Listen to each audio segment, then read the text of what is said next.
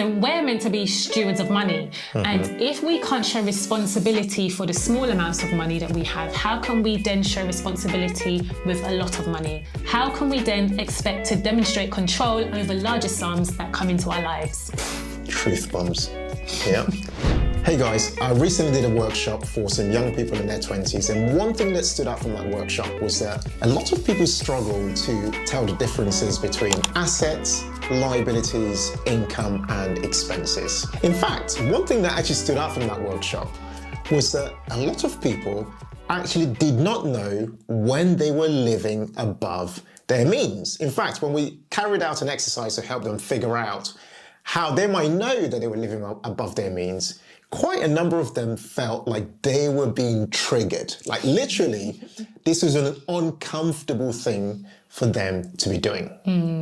I'm sure a lot of people can relate. So today we just want to explore 5 signs that you are living above your means. Okay, this is a really important topic. Do you want to tell us why? Yes, so this is an important topic because we know that many people in the UK and beyond are living above their means. And this leads them to a downward spiral ultimately. So we're going to be speaking a lot of truths in today's videos. And if any of our comments or our suggestions resonate with you, let us know in the comments. We'd love to have a discussion.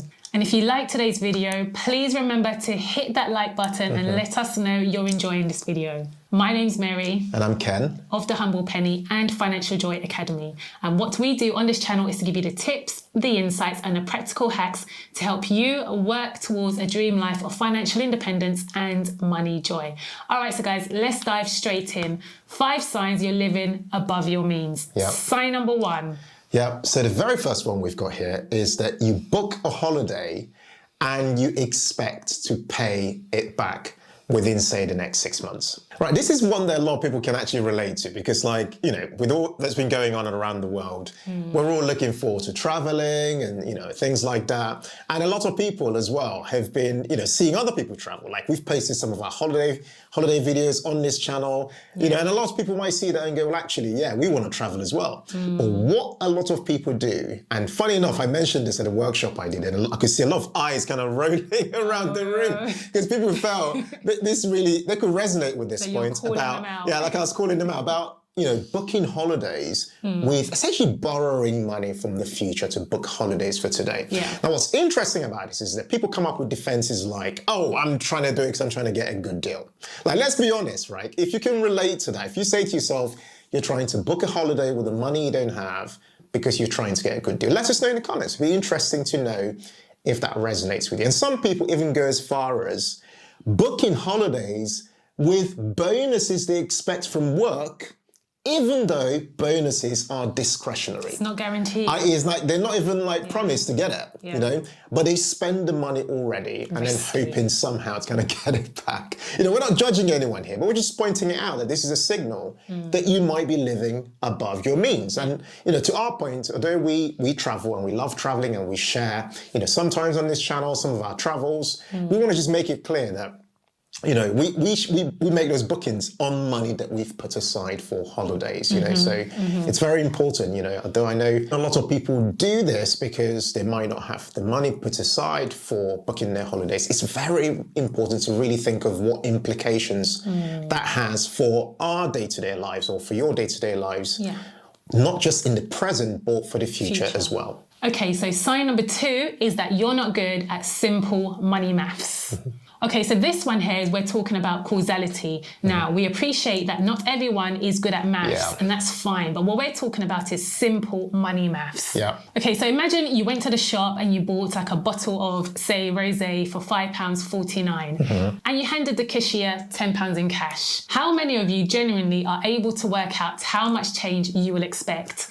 You'll be surprised that not that many people in this situation would know how much they're supposed to receive. Now, in this scenario, you're supposed to receive £4.51 in change. So if you were to be undercut or given the wrong amount of money, you may not even know that you have not been given the correct change just because of that simple money mass calculations that you would ordinarily just do in a spot.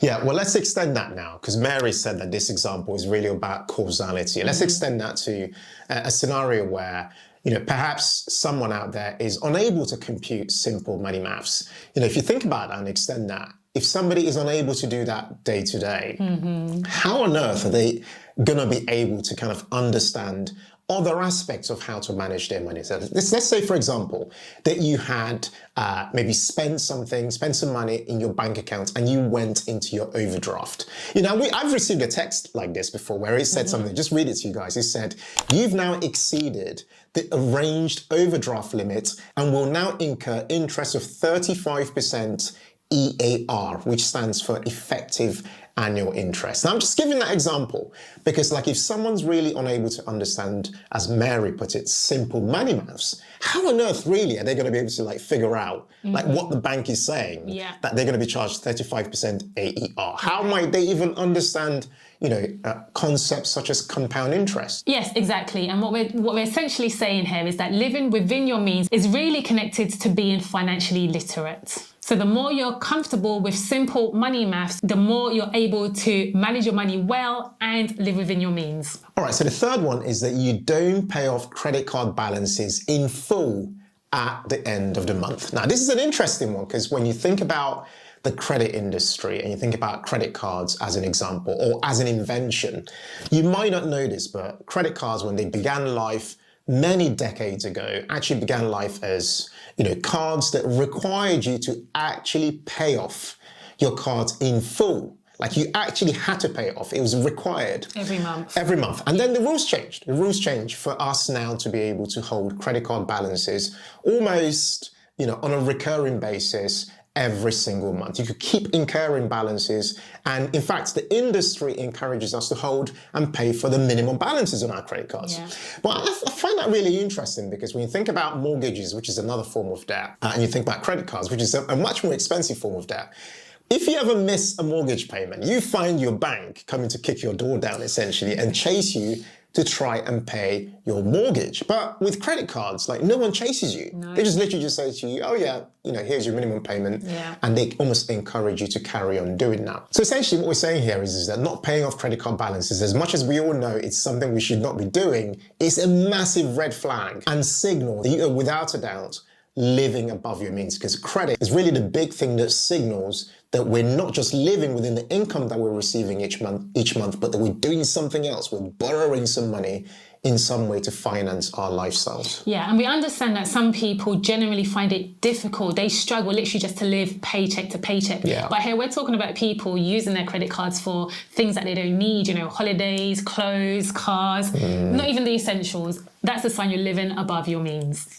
So sign number 4 that you're living above your means is that you don't budget even though you know you should. Okay, so we talk at length about budgeting on a lot of our previous videos, but many people still don't actually budget. And the big reason for this is because of a lack of understanding around our role with money. So we're meant to be stewards of money. And if we can't show responsibility for the small amounts of money that we have, how can we then show responsibility with a lot of money? How can we then expect to demonstrate control over larger sums that come into our lives? Truth bombs. Yeah. If you're still not budgeting consistently and you need that extra nudge, guys, watch a video that we've done on 8 places your money should go. It's a great watch. All right, and the final one for today is that you make a good income, but you struggle to save a portion of it, okay? This is one that a lot of people can identify with. In fact, we did a case study about this with a couple that were making £10,000 of net income every month and were barely able to save £1,000 a month, okay? And this is a crazy, crazy situation, but it's real. This is real, and that's because what you find is that there's this lifestyle creep that happens when people make more money, okay? Yeah. People feel they need to readjust their lifestyles and suddenly start to spend a bit more. And it's quite a normal thing, a very common thing to happen. We're gonna link to that case study below and above for you to head over and check it out. But the point here is simple. You might think that, do you know what? I make a very good income and I'm able to just about live within that good income. But if you're somebody who is able to, make that income, and let's say you're making $5,000 and you're spending 4,500, you may as well be classed as someone who's living above their means. Yeah. Because you're literally exactly that. You're literally pushing pushing everything right to the very edge. You're literally living on thin ice almost. And that's not a very good place to be living for if you've got particular goals for the future. So this particular point really speaks to the previous point in a way that Mary made around putting the right tools in place, such as budgeting being one of them, and putting certain controls in our lives, and really just taking stock of your expenses. Because I bet if you took a very close look, if you're in that scenario and took a very close look at your monthly expenses, whether it be your recurring or non-recurring expenses, you will without a doubt find that there's definitely fat to be shaved or fat to be trimmed when it comes to the level of expenses that you have in your life. Guys, we'd love to hear from you in the comments. What are some of the signs that you think are big red flags that people are living above their means? Jump in the comments and let us know. Guys, thank you so much for watching this video. If you made it to the end, hey, why not like this video, share it with somebody, and if you haven't already, come on guys, subscribe to this channel. Hit the button. Hit that notification bell as well so you know when we publish a new video. Absolutely. And guys, as ever, in all things, be thankful and seek joy. Take care. Take care, people. Bye. Bye.